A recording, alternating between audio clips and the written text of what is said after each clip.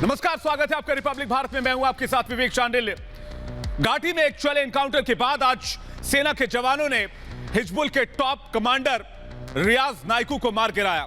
सेना ने यह भी साफ कर दिया कि जो भी शख्स हथियार उठाएगा, जो भी आतंक के रास्ते पर चलेगा, सेना उसे मार गिराएगी, फिर चाहे वो बुरहान वानी हो, फिर चाहे वो आतंकी रियाज नाइकू हो। इसलिए घाटी में अब होगा आतंक का संपूर्ण लॉकडाउन।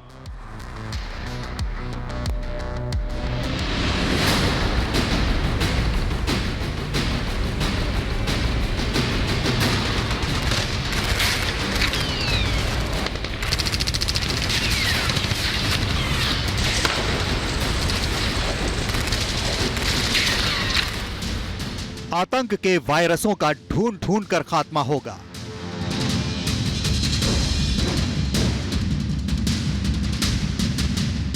आतंक की महामारी का पूरा इलाज होगा।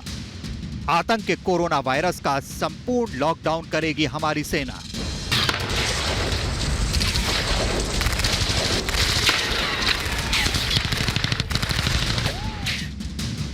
आज जम्मू कश्मीर में 8 जवानों की शहादत का बदला ले लिया गया।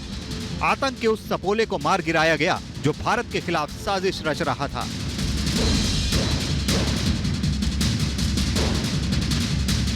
पुलवामा जिले के अवंतीपोरा के बेगपुरा इलाके में मुठभेड़ के दौरान हिजबुल कमांडर रियाज नाइकू को सेना ने उसके बिल से ढूंढ निकाला और उसका वही हश्र हुआ जो मानवता के दुश्मनों का होना चाहिए।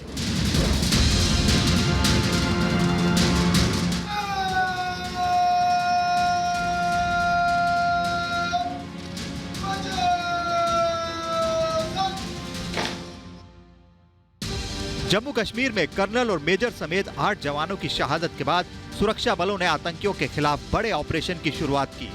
इस ऑपरेशन के दौरान सुरक्षा बलों को बुधवार को एक बड़ी कामयाबी मिली।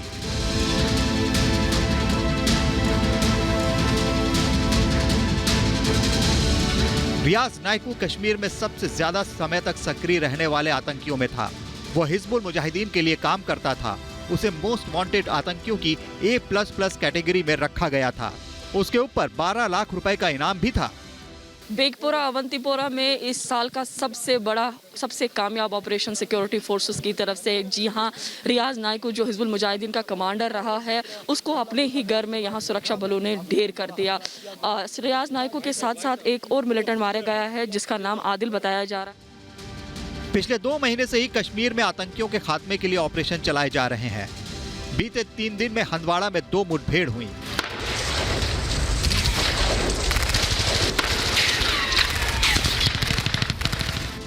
आतंकियों ने घात लगाकर हमले किए। आम नागरिकों को बचाने की कोशिश में सेना के 21 राष्ट्रीय राइफल्स के एक कमांडिंग ऑफिसर समेत 8 जवान शहीद हो गए। लेकिन सेना ने प्रण कर लिया कि आतंकियों को छोड़ेंगे नहीं। घाटी से आतंक का वायरस मिटाकर ही दम लेंगे। हिजबुल कमांडर को मार गिराकर सेना ने हंदवाड़ा में शहीदों का बदला ले लिया है। रियाज नाइकू का मारा जाना बुरहान वानी और जाकिर मूसा के मरने के बाद सबसे बड़ी कामयाबी मानी जाएगी, क्योंकि रियाज नाइकू ना सिर्फ एक आतंकवादी था, बल्कि वो आतंक को बढ़ावा देने के लिए अग्रसर था और लोकल लोगों को रिक्रूट करके आतंकवाद में ला रहा था। सुरक्षा बलों को बेगपुरा गांव में नाइकू और उसके कुछ साथियों की मौजूदगी का इनपुट मिला था। मंगलवार को उस घर के बाहर घेराबंदी की गई थी जहां नाइकू के छिपे होने की खबर मिली थी। तब से मुठभेड़ चल रही थी। नाइकू को ढूंढने के लिए जब घर घर की तलाशी लेना शुरू किया गया तो अपने आप को घिरता देख आतंकवादियों ने सुरक्षा बलों पर गोलीबारी शुरू कर दी। बाद में सुरक्षा बलों ने उस घर को उड़ा दिया जहां नाइकू छिपा था। इसमें नाइकू और उसका एक और आतंकी साथी मारा गया। रियाज नाइकू का मारा जाना उन सारे आतंकियों के लिए चेतावनी है कि अगर बंदूक उठाओगे, आतंक फैलाओगे तो ऐसे ही मारे जाओगे। सेना के जवान आतंकियों को ढूंढ निकालेंगे और आतंक का संपूर्ण सफाया होकर रहेगा। अवंतीपोरा में जीनत जीशान फाजिल के साथ ब्यूरो रिपोर्ट, रिपब्लिक भारत। घाटी में आतंकियों के ऑपरेशन में रियाज नाइकू की काफी सक्रिय भूमिका थी। वो न सिर्फ जवानों को बरगलाता था बल्कि आतंकी नेटवर्क में शामिल भी करता था। इसी के साथ ही बताते हैं कि सेना को रियाज नाइकू की लंबे समय से तलाश थी।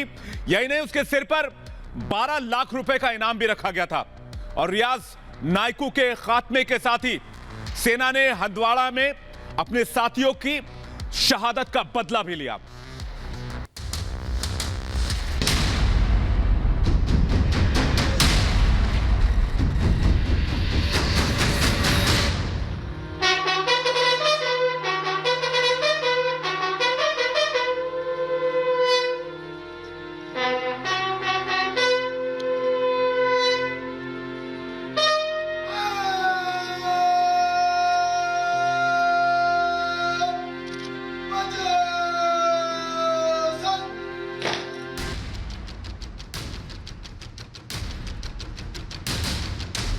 शहीदों का बदला पूरा हुआ। हंदवाड़ा का बदला हमारी सेना ने ले लिया।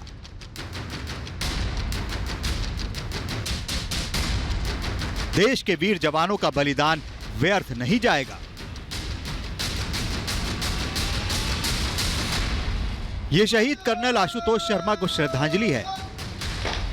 यह शहीद मेजर अनुज सूद को श्रद्धांजलि है। ये उन सभी 8 शहीदों को श्रद्धांजलि है जिन्होंने फर्ज और देश की सेवा में सबसे बड़ा बलिदान दिया।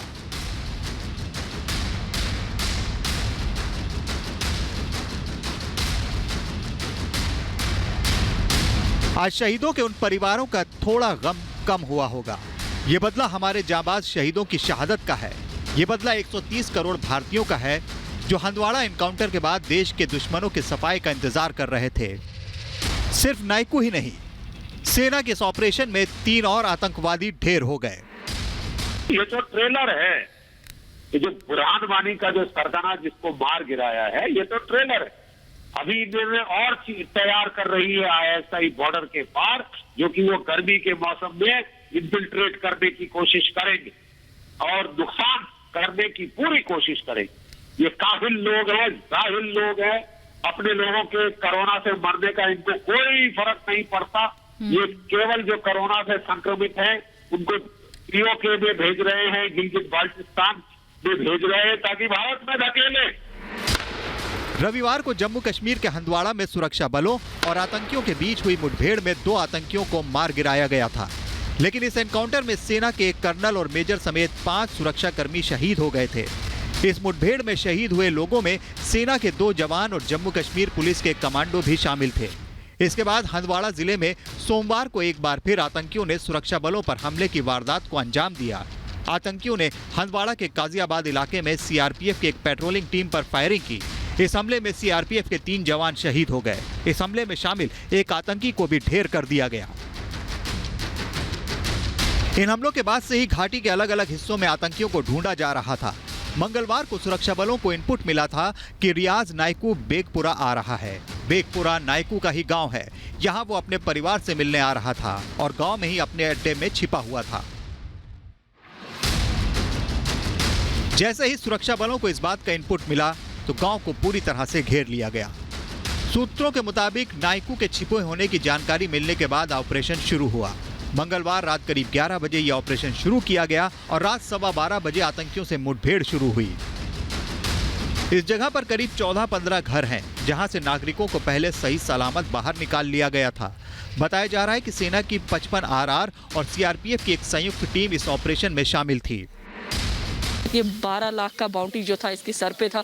A++ कैटेगरी का मिलिटेंट रहा है। रियाज नायकू जो था अटायर बदलने में माहिर था। काफ़ी बार सर्च और कॉर्डिनेट ऑपरेशंस में इसने सुरक्षा बलों को चूक भी दी है। फाइनली जब सुरक्षा बलों ने उसको अपने ही घर में ढेर कर दिया तो सुरक्षा बलों के लिए साउथ कश्मीर में बहुत बड़ी कामयाबी होगी। बताया जा रहा है कि मुठभेड़ के दौरान सुरक्षा बलों ने 40 किलो IED से एक घर को उड़ा दिया। इसी घर में नायकू छिपा था। इसके अलावा अवंतीपोरा के शर्शाली खिरियों में भी 2 आतंकियों को मार गिराया गया है। रियाज नायकू कई तरह के हमलों में शामिल था। वो यहाँ लोगों को आतंकी संगठन में शामिल होने के लिए उकसाता था। अब अगर रियाज नायकू मारा गया है तो घाटी में आतंकी संगठन में भर्ती होने में कमी आएगी। नायकू के खात्मे से घाटी में मौजूद आतंकियों, दहशतगर्दी का रास्ता पकड़ने की सोच रहे लोगों और आतंकवाद के नेटवर्क को एक बड़ा झटका लगेगा। Bureau report, Republic Bharat. पिछले 24 घंटे की अगर बात करें तो 4 आतंकियों के एनकाउंटर किए गए, जिसमें 2 बड़े नाम हैं। एक आतंकी हैदर जो लश्कर का कमांडर था, एक आतंकी रियाज नाइकू जो हिजबुल का कमांडर था। अब इस ताबड़तोड़ चल रहे एनकाउंटर की वजह से पाकिस्तान घबराया हुआ है और बेचैन भी है। और सबसे बड़ी वजह यह है कि पहाड़ों पर बर्फ पिघलने के साथ ही सैकड़ों की तादाद में पाकिस्तान ने आतंकियों को जमा कर रखा है और वो उन्हें भारत की सीमा में घुसपैठ कराना चाहते हैं। लेकिन मैं पाकिस्तान को यह यकीन दिलाना चाहता हूं कि उनका भी वही हश्र होगा जो बुरहान वानी और रियाज नाइकू का हुआ।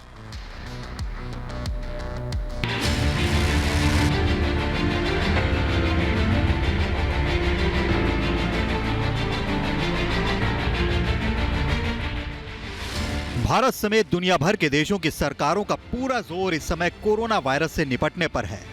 लेकिन इस कोरोना काल में मानवता के दुश्मन अपनी हरकतों पर उतर आए हैं।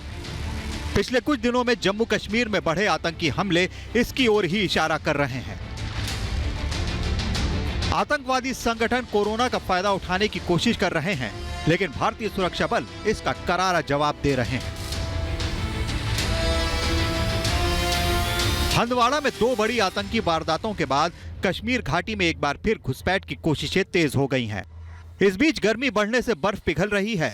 बताया जा रहा है कि कई आतंकी घुसपैठ की फिराक में हैं। नालों के रास्ते भी आतंकी अपने नापाक मंसूबों को अंजाम देने की साजिश रच रहे हैं। पाकिस्तान में बालाकोट के पास नीलम और लीपा वैली के कुछ लॉन्च पैड फिर से एक्टिव हो गए हैं। इसके अलावा माना जा रहा है कि उत्तर कश्मीर के कुपवाड़ा को लश्कर तैयबा और जैश-ए मोहम्मद अब अपना नया ठिकाना बनाने की कोशिश कर रहे हैं। घाटी में सेना बेहद चौकस है, खासकर कुपवाड़ा में, क्योंकि भौगोलिक लिहाज से भी यहाँ से घुसपैठ आसान है। कुपवाड़ा का ये इलाका 3 तरफ से पाकिस्तान से घिरा हुआ है। यहाँ नौगाम और केरन के रास्तों से घुसपैठ के प्रयास किए जा रहे हैं। पिछले कई दिनों से यहाँ मौसम खराब है और बारिश भी हुई है। इससे जंगली इलाकों में आतंकियों को इसका फायदा मिल रहा है। वैसे पाकिस्तान हर साल अगस्त से लेकर अक्टूबर के दूसरे हफ्ते और फिर मार्च से लेकर मई तक के वक्त में घुसपैठ की बड़ी साजिशें करता रहा है। एलओसी से सटे कई इलाके जो कि पाकिस्तानी घुसपैठ के लिहाज से संवेदनशील माने जाते हैं, नवंबर से लेकर मार्च तक मौसम खराब होने के कारण बंद हो जाते हैं।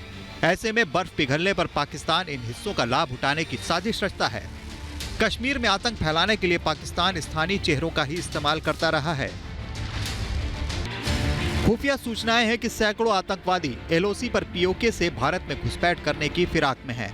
इसके लिए पाकिस्तान लगातार संघर्ष विराम का उल्लंघन कर रहा है। कोरोना की आड़ लेकर पाकिस्तान सरकार ने हाफिज सईद और दूसरे कई आतंकवादियों को जेल से रिहा कर दिया है ताकि वो भारत के खिलाफ आतंक की साजिश रच सकें। जाहिर है सुरक्षा बलों को बेहद सतर्क रहना होगा। कोरोना के आतंक के बीच उनके लिए अपनी ड्यूटी को अंजाम देना बेहद मुश्किल है। एक तरफ उन्हें खुद को संक्रमण से बचाना है, दूसरी तरफ राष्ट्र रक्षा की अग्रिम पंक्ति वाली भूमिका भी निभानी है। हमें अपनी सेना और अर्धसैनिक बलों का मनोबल बढ़ाना होगा। भारतीय सेना आतंकियों को ढूंढ रही है, उन्हें चुन चुन कर मारा जा रहा है। नाइकू उनमें से एक था। आतंक के जो भी पोस्टर बॉय बनेंगे उन सारे नाइकुओं को ऐसे ही खत्म किया जाएगा। लॉकडाउन से कोरोना को मारा जाएगा और आतंकियों के संपूर्ण लॉकडाउन से आतंक का सफाया भी होगा। Bureau report, Republic Bharat. तो भारतीय जवानों ने यह साफ कर दिया है कि आतंकी राज जो भी चलेगा उसका यही हश्र होगा जो रियाज नाइकू का हुआ और घाटी में आतंकवाद भारत बिल्कुल भी बर्दाश्त नहीं करेगा। खास पेशकश में तय रिपब्लिक भारत पर खबरें लगातार जारी हैं।